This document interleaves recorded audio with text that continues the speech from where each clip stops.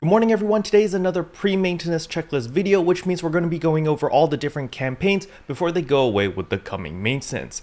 But before we jump into all of that, if you're new to the channel, I upload NGS content daily, so if you do play this game, I would really appreciate a subscribe as it really helps out the channel. Anyway, without further ado, let's begin the video.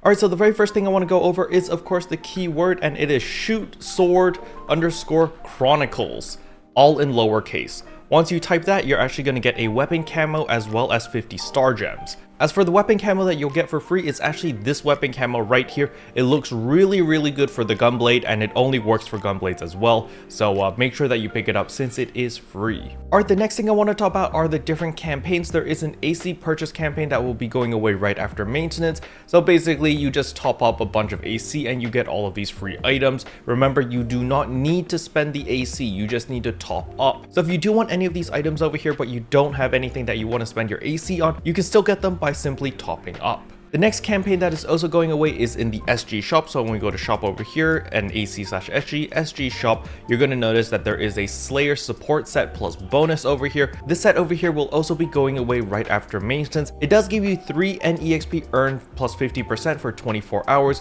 which is pretty nice. However, I think most people have already leveled up their Slayer. However, if you haven't, you can consider this package, as it does give you a Mastery 4 S capsule, which is a guarantee. That's a 100% chance of getting the Mastery 4 on whatever weapon or whatever armor that you want, as well as the Aegis Soul. The Aegis Soul is not worth anything, but to be honest, at 700 star gems, I can't recommend this because it's just too expensive.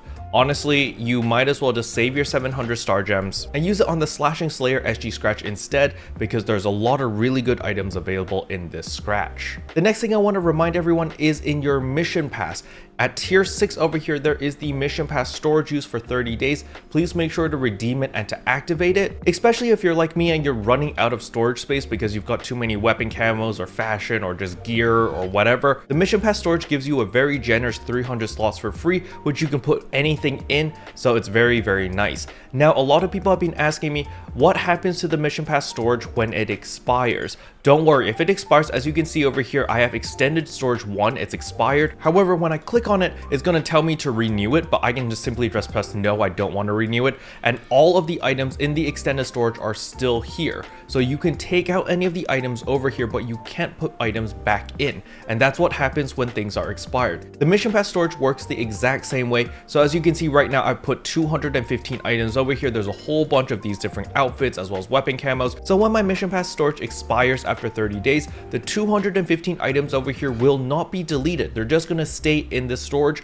I can still take the items out, however, I won't be able to put items back into the storage. That is the only limitation when storage expires. So you don't need to worry about, oh, you need to take out all of your items before it expires because you're afraid it's going to delete your items. It does not do that, so you don't need to worry about it, okay? The next thing I want to talk about is, of course, at tier 20 of the mission pass, you do get a Slashing Slayer ticket. This is a Selector ticket. So if you don't want to spend the 2,000 star gems, or you simply don't have 2,000 star gems, you can just progress on the mission pass, get to tier 20, redeem your Selector ticket over here, and pick any item that you want from the Slashing Slayer SG scratch. So it's going to save you a lot of star gems. The next thing I want to talk about is there is currently a Gunblade boost campaign going on. So if you want to augment, enhance, unlock potential, multi-weapon, there are a ton of discounts right now for your Gunblade. Now, this campaign doesn't end till quite a while. You've got like 3 more weeks for it, but it is a good idea to take advantage of all of these boosts if you are planning to play the Slayer, because the Slayer is a very powerful class.